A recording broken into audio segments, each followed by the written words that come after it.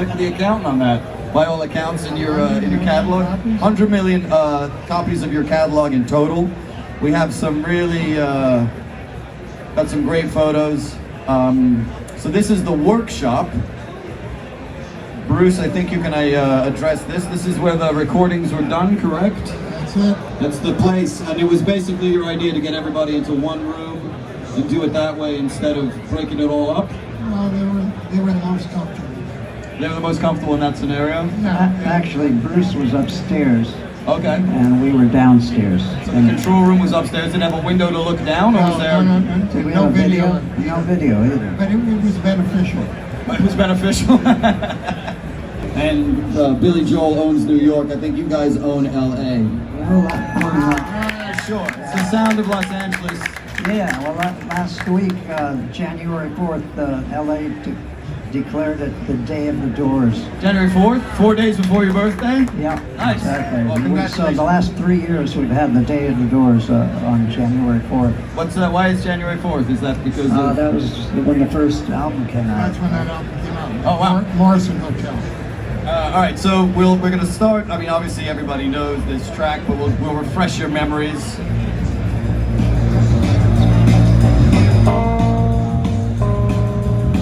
You know this one, chaps? Familiar?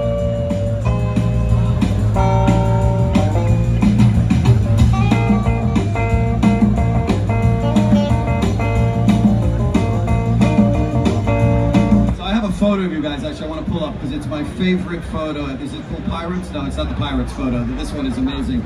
My favorite is, oh, where is it? Come on, fool. No, it's not that one. No, it's not that. Where's the photo of you guys? All the four of us? There's one of the four of you that I think it might be this one. Yeah, I love this photo of you. That really is a gorgeous, gorgeous photograph. So this is the band as it exists. We're going to start by going through the drum track, which is, you can hear the bleed from everyone else in on it, of course, but still,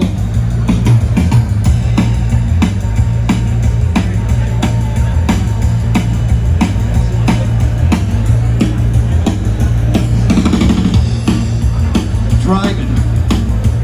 And then so I couldn't find a credit. Who played the percussion on this? Do you remember, Bruce? Yeah, John did. John played all the percussion himself too? As an overdub, yeah. Because there's this.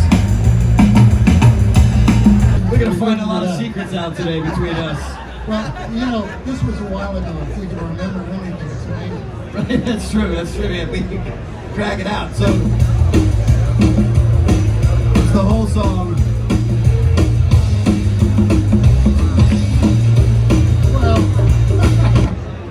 So much leakage on it. Well, of course, you guys were in one room, you didn't have any go-go's. I know, but he overtook that. Yeah, well, I did with a loudspeaker. Oh, we don't have headphones. No, before earphones, we always used loudspeakers to overdub, which was kind of cool. Oh, did you really? Yeah, because a singer, we always sing in tune. Right. You know, because when it comes back through earphones, you're not getting the Right. So the overdubs are with speakers as a PA instead of as a headphone for one speaker. Yeah. Wow. So I noticed in this, when we get to this part of the song. Oh, we should do that again.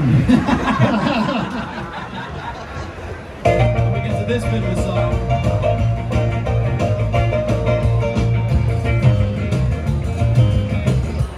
There's actually a second kit on this track as well. Did he do a second take over the top of it, or is this one that you edited in?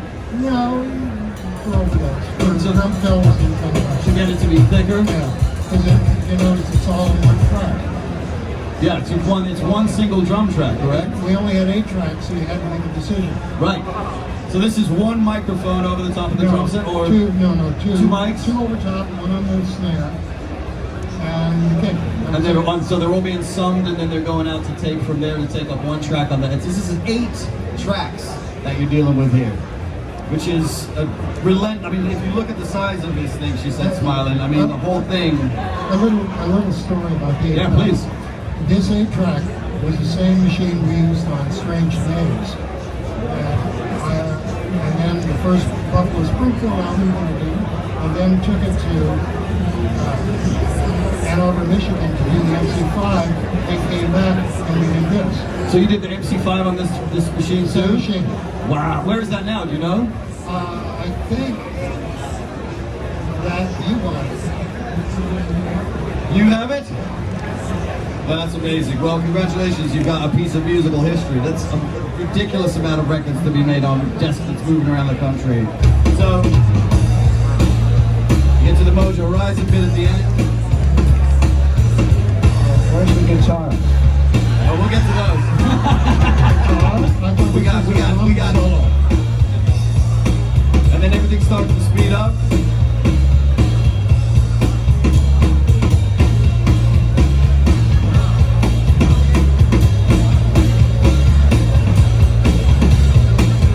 Densmore is such a sick drummer. Speed up, and then we speed up even more in this section.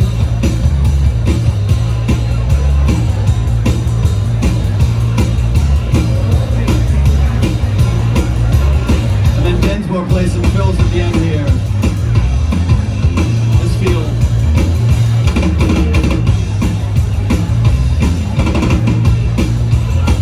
That's my favorite one. So good. So this is the drum tracks, the rest of your engine room. Yeah, where's John? Why didn't he come to this thing? So on bass, what's this? So this actually has a bass track on it instead of it being the low end of the. Yeah, and it's not direct. It's with pick up in a microphone. It's mic'd as well. No, just mic. So this is the bass line. Jerry Turn it Shipp. up. So we played this. You played the bass on this. Jerry Shipp. Okay. This bass line is the drive on this thing with the drums. He was Elvis's bass player. But that explains it. Taking care of business. We put the drums in with it.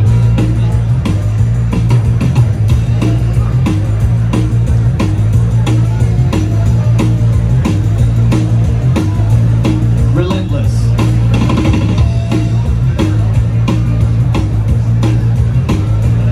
And then it just keeps going. And this bit, this is. So was this a part that he wrote, or is it a part that you guys came up with and showed him? No, he came up with He it. came up with this bit, the boo-doo-doo-doo. Yeah, I mean, usually, a lot of times Ray would be playing on the piano bass, so the bass player, whoever was recording, would just copy what he did. Right. But in this case, most of Jerry Shipp's stuff is his own ideas. Of his own creation, yes, it should be. Because this is beautiful.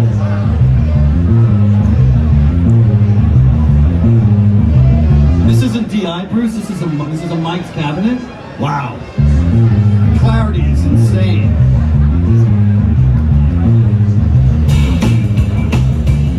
Just driving. That was a Sun bass cabinet, wasn't it? It was. Sun. Sun. Where are they today? They don't have a booth, I don't think, do they? I don't think so. And then we slow down to this bit.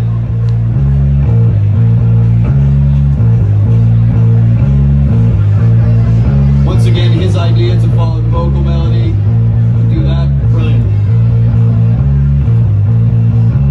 With the speed up.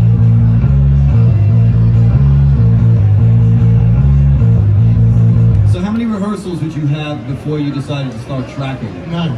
None. Really? No, they Come on. They know they go work up the song and we do it. So you would rehearse it. Were you rehearsing in this same we rehearsed a couple of weeks maybe. in this same room, or did you? Yeah. Look at the secrets You you weren't find. there, that's right. So were you rehearsing in the same room? This was your that was your that room, was right? actually our rehearsal hall, yes. And where was it? Do you remember? It's right on the corner of La Cienega and Santa Monica. It's now a Mexican restaurant, I think. Oh yeah, as it should be. Because get rid of all the landmarks. None of that's important. Well done, Los Angeles. But we think that the plaque is still there. Oh, so there's a plaque. Oh yeah, they've got the whole They got a whole thing? pictures and stuff. Oh, nice. It's a pretty good restaurant. We was, when we did this, we brought over a jack piano from Electro, which was across the street. There's the console and the tape machine and everything. And there was this train of people pushing the stuff across the street, holding traffic. And I remember Ray was playing the piano a little bit as we were pushing. Well, speaking of that, There's the two keys tracks, basically. There's this really cool little thing on the tack piano track where he does this, plays.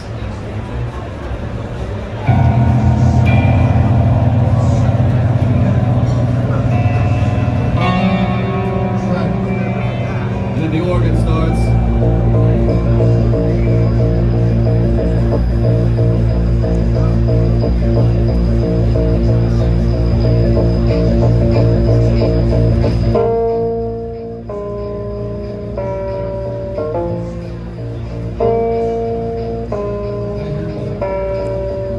So that bass is the bass coming off the cabinet, correct? Right. So he's not playing any bass in that organ track at all. It's just that beautiful It's a Fender Rhodes. Rhodes. So when you add the bass in,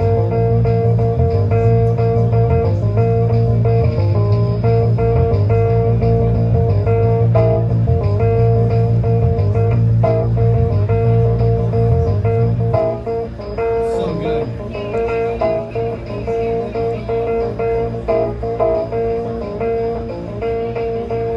And then whose idea was the tack piano? Was that Ray's or was it yours? It was a jack piano that I built. Oh, did you really? Yeah. So explain what a tack piano is to the folks that... Tack piano is a piano that you put thumbtacks in the hammers. And in our case, Sounds real clicky. it's real. Real clicking. Yeah. And in our case, what I had them do was Or tacky. keep the center track to the string was in tune. The right string was up one cent, the left one down one cent. So it kind of got this really ringing sound. Which sounds remarkably like this. And if you want to hear it again, listen to Good Vibrations. Is the same tack piano on Good Vibrations? Yeah. Come on, man. No, it's true. Nobody doubts you. That's just ridiculously awesome. Good grief.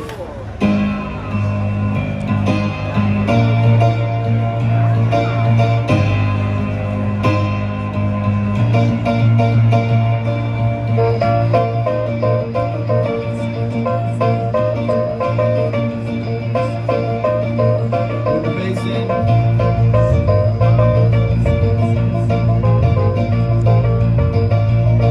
That's the whole song, except for the guitars, obviously. Music Krieger, that goes without You saying. know what? There's one more bass thing.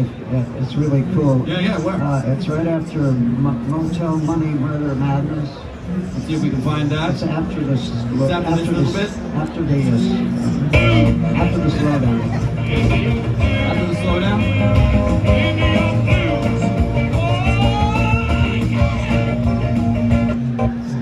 That's a tack solo there. Through here. No, it's before this. Is it in this big jam section or prior to that? It's after the slowdown part that speeds up, you know? At the end? Yeah. Hold on. First, See if I can find that. Before this? after that. Okay. Oh, I'm sorry. Wait a minute. It's before that. Before the whole speedy up bit? It's a good take. Forget it. It's not that great. We'll find it later because when I do this song again, I want to be able to point that I'll out. just hum it for you. He goes, da-da-da-da-da-da-da-da-da-da, city of night. Oh, right, okay. Well, what we'll do is when we come to the vocal, we'll go back and we'll find it because then we'll have the vocal playing for us. So the organ and the tack piano together.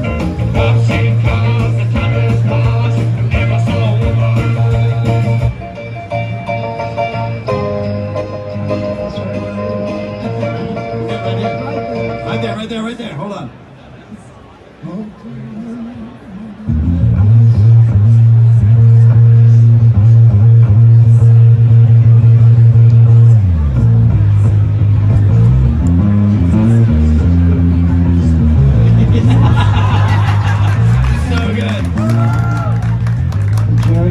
Jerry Chef. And it really is like it's so Elvis. Like that whole bit is You so. know, Jerry's son, Jason, plays with me every once in a while. Oh, nice. Yeah, he was the singer of Chicago for the last 30 Oh, right, years right, or so. yeah. And he's a hell of a bass player himself and singer.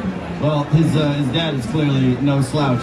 All right, so there's all the green ones here. We've got a Mark B guitar and then a Robby guitar. That's the way it went. Now, did I label these correctly? So this, who is this? That's Mark. That's Mark. That's very cool.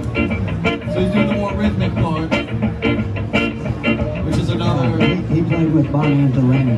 Yeah, there's a total like hand jive, sort of like that vibe guitar part. Like this song has so many different worlds inside it, which is why to me is sort of like the quintessential Los Angeles song, because it has all of the different worlds of LA in it as well. Yeah, this is one of the only songs where we actually had a rhythm guitar player. Yeah. Because I usually would overdub my solos. So why did you choose to have him come in for this one? Well, the concept was to free everybody up to play live. Okay. So that Robby could play his solos and with the feel as it was happening, rather than afterwards it I goes was tired of overdubbing.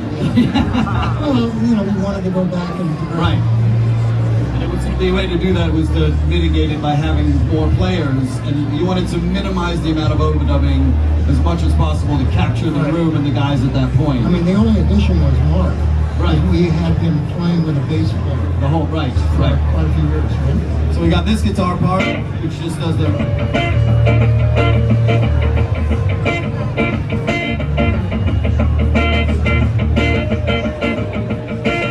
He just holds it down.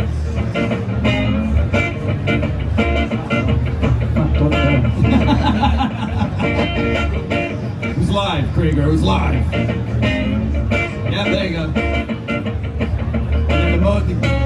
And then the Mojo rising big.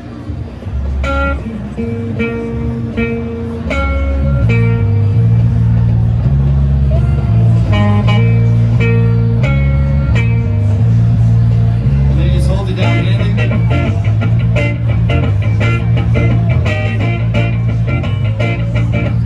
When you put the piano in. I mean, I'll be honest with you, Botnick, the capturing of these sounds is really flawless because it's what allows the mix to sit. You could have got so lost in this thing. Everything is, you can hear it all.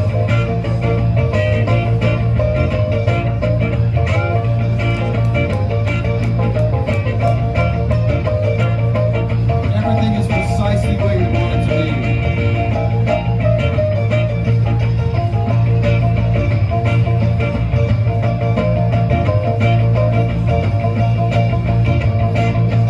So when you hear stuff like this, does it take you back to that moment? Can you feel it, or are you so distant from it at this point, and you've had so many other experiences?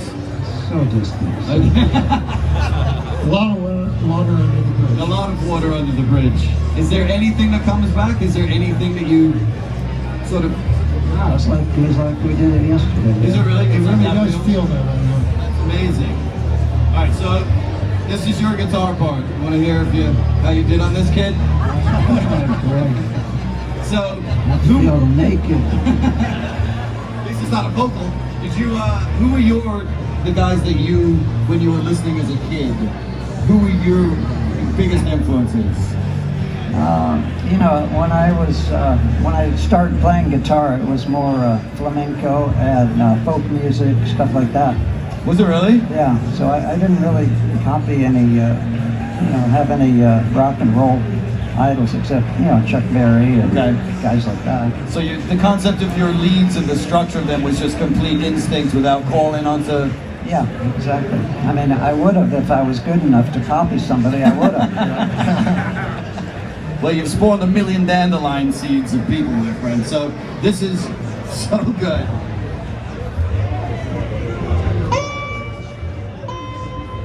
Why don't you play the intro? What the guitar part on the intro? There's all I have is that's where it starts. Really? Yeah. Oh, that was probably an Where did you get overdub. this? Behind. If I told you that, I'd have to be sued by I you know at you'd that have to point. film it. How did you get this? So all I have is It's probably online. Okay, so you don't have the part where it goes like oh, this bit right here I have on the percussion track. That's it. Yeah, that's a guitar. Is there? It's played through an Oberheim. Remember the Oberheim? Yep. Yeah. And then And then it starts. Which is like the, that's a guitar.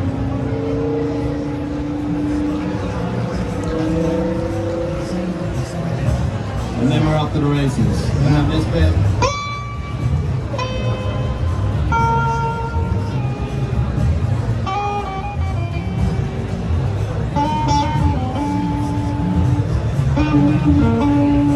And how old are you at this point, Robby? 12. I think 22 or 3. I mean, that's another thing that blows my mind is you were so young to be doing this, breaking so many rules and so many boundaries.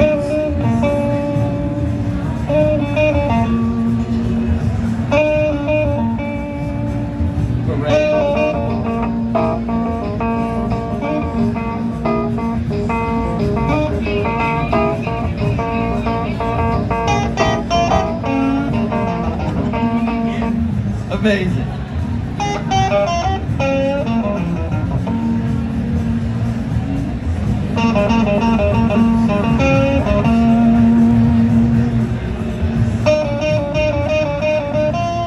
So did you So find... I'm just kind of answering the vocals. Right, that's what I was going to say. So you're responding to Chip's choices.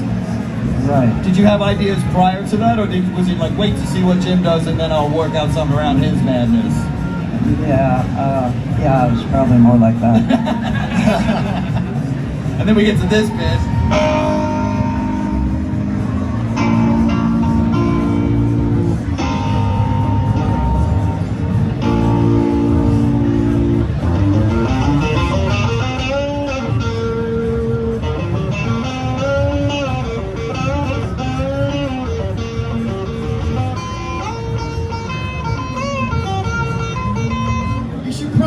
Understand, you fucking savages, that we're sitting watching Robby Krieger listen to a 22-year-old version of himself playing one of the greatest songs in music. Jesus Christmas case. Whatever your NAMM pass cost you, you paid under the price.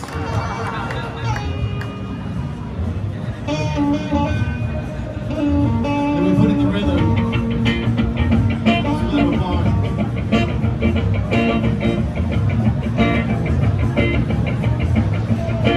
That's smart.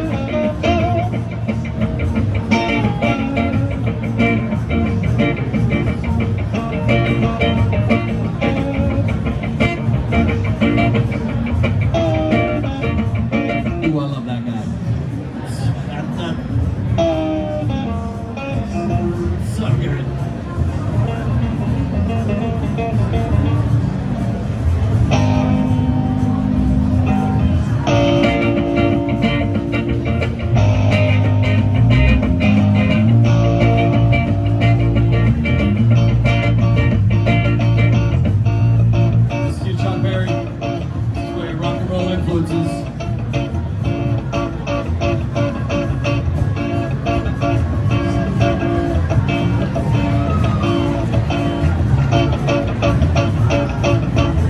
Thank God we didn't have a quick track.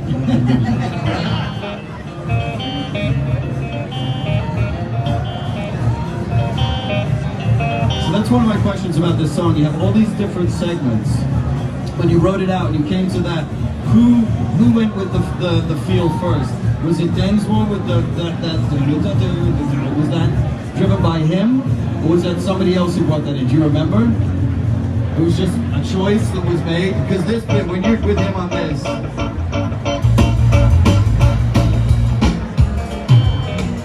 Let's find one. Sometimes you come in the middle of something, you get a bigger one. where the one is? Yeah.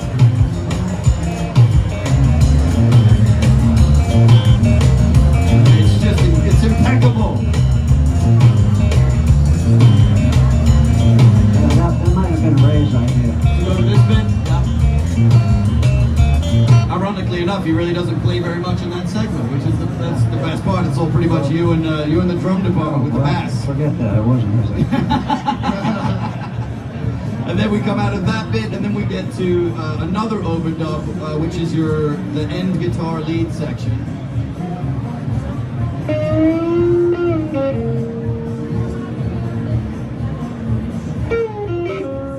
No, that's the middle. That's the middle bit, and then we come out of that. It's Mr. Roger Rising. Yep. So much restraint.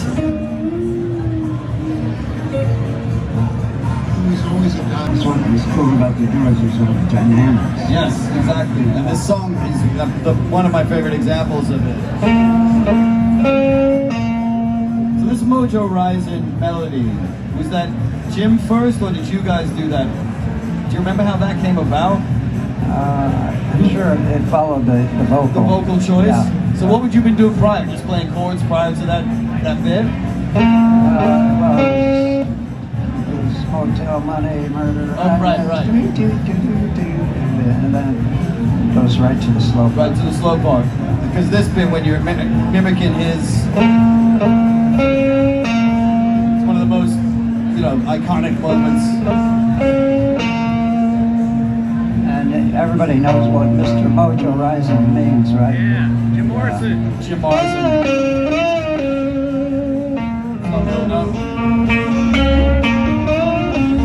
Mark continues the Mojo Rising.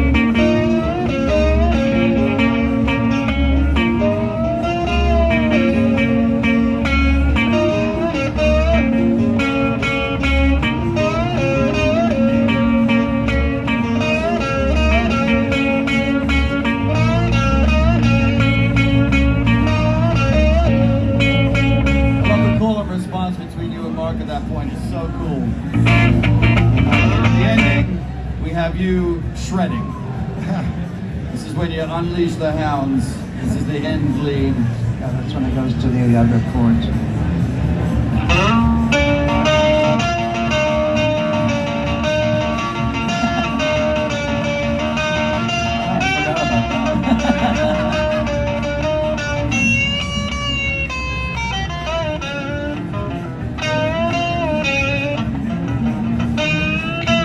Again? Yeah, of course. I gotta remember that the next time.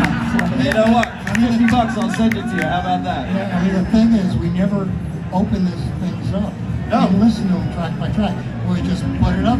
Right. And then That's it. Right, the song was done. Then Yeah. you go back and micro-analyze No, I everything. didn't want to do that. And in fact, when I listen to it like it is, solo, I hear how imperfectly perfect it is. Oh yeah, it's imperfectly perfect, the Yeah. whole thing.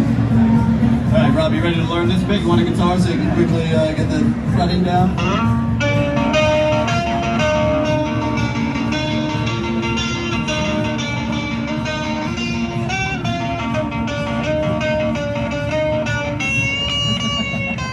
Got it? It's like...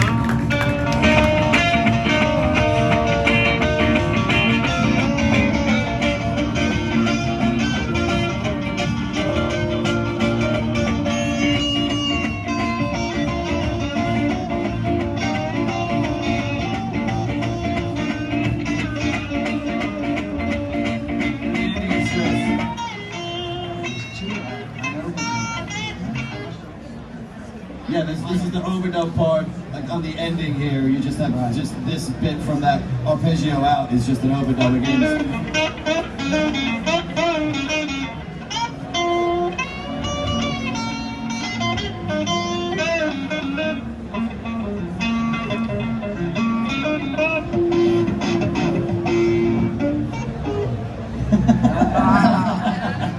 Little fuzz on the end there. Man, edit them. All right, so that's the guitars on this thing. And now, of course, we come to Mr. Mojo Rising. And this vocal is dirty. Yeah. Both the recording and the vibe of it is without a doubt one of his. So he's in the bathroom singing? Well, there's no door on the bathroom. Okay. He's standing in the doorway. In the door at the bathroom. And we had it going through an amplifier as well. Oh, did you really? In the room, yeah. So the guys got a little bit. So it's a little bit of feel coming to the band, and then the rest is guys straight up to you in the booth. Yeah, exactly. Do you remember anything really nerdy, like what microphone it was? Yeah, it was his touring microphone. They like to hold it. Like to hold it. Yeah. I mean, unlike the first time he went in the The gold studio. one? The gold one? Yeah. No, it's an electro voice. I believe. Electric voice. Or was it an electro voice microphone? Yeah, because this thing is, you can hear, unfortunately, over the ruckus of everything behind us, you probably But can't. the thing you gotta understand is he was really good with a microphone. His mic technique. Technique? Because he studied Frank Sinatra. and he would, you know, if he was going to really go, he'd back off. Right. So he knew how to do that. He was using like a wand almost at that point. Yeah, well, here is Jim Morrison singing L.A. Well, I did go in down about an hour ago. I took a look around there with a window. With a little girl in a Hollywood bungalow. Are you a lucky little lady in the city of light? Or did you get lost in your city of He had a night? few beers by then. City of night. City of night. And Florida came out too. City of night. Walk out. LA woman. LA woman. LA woman Sunday afternoon. LA woman Sunday afternoon. LA woman Sunday afternoon. Drive through your suburbs into your blues. Into your blues, yeah. Into your blue, blue, blue. Into your blues. Oh, yeah. Yeah, it's so good. Oh, yeah. I see your hair is burning. So his voice is it appears to be fried, but is that part of how he sang? That wear was part of it? Because it's pushed so far, man. You can hear it. I see your hair is burning. He could hum Right. and go to a scream. Like that. Like Which he he just was did. he was a male Imasuna. I see your hair is burning. Hills are filled with fire. If they say I never loved you, you know they are a liar.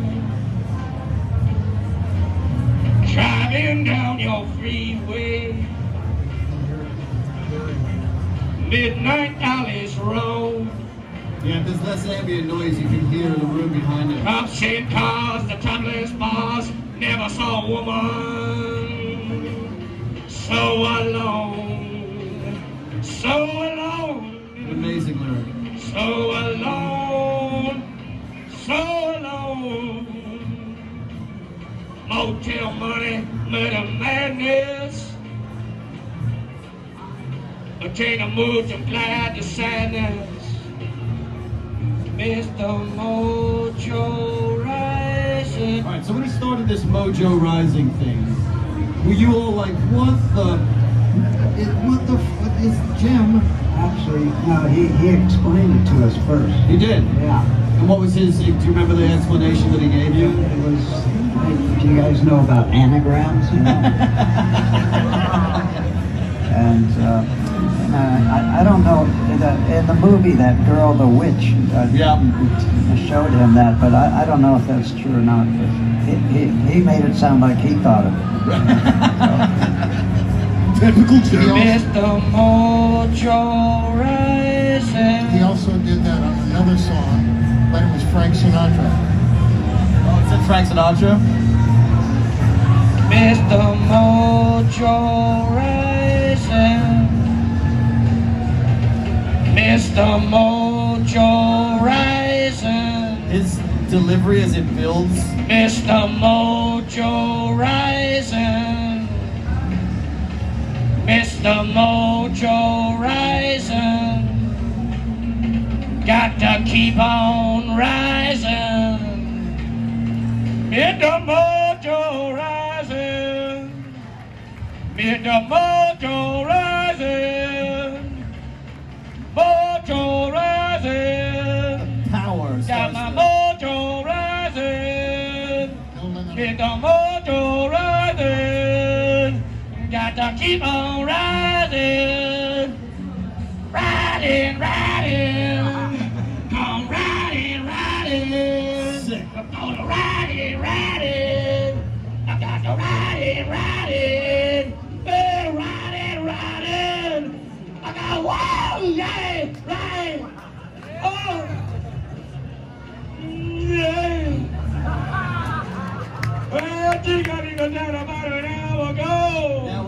full beams. Took a look around, they went with a wind blow. With a little girl in a Hollywood bungalow. Are you a lucky little lady in the city of light? Or just another little thing, y'all? City at night. City at night. City at night. City at night. Wow! Come! Hello, woman! Hello, woman! So he's shot at this point, it appears. Like his voice. Hello, woman! Hello, woman! Hello, woman! You're my woman! Oh, hello, woman! Hello, woman! Hey, hey! Woman! Oh, hello, woman, come on! Jim Morrison, ladies and gentlemen. Yeah! So we're just gonna jam out on the end of this and then we'll call it, but let's listen from you.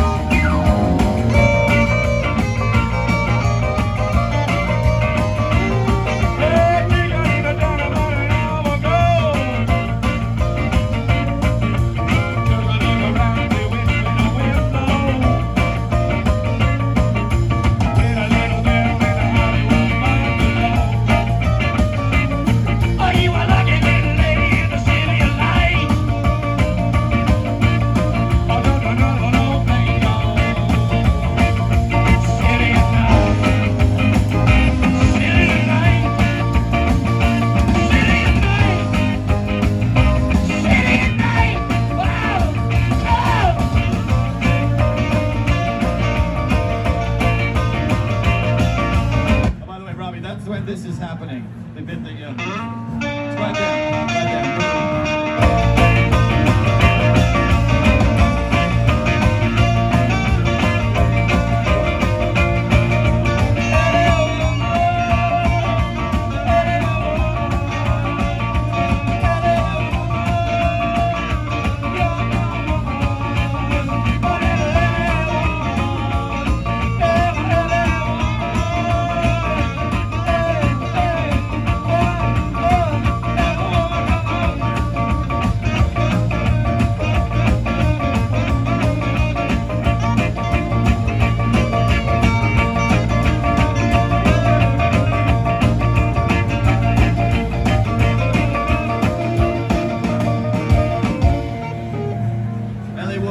Robby Krieger. Thank you so much. And sincerely, thank you both for all of the music. It's meant everything to all of us. Thank you so much. Yeah! And we have something for you guys. By the way, that vocal of Jim Morrison, it was all live, right? There was no overdubbing, and that was a live tape. Beautiful. Yeah. It's like the first album was like that too. Thank you guys, thank you everybody. Stories behind the sessions from Harmony.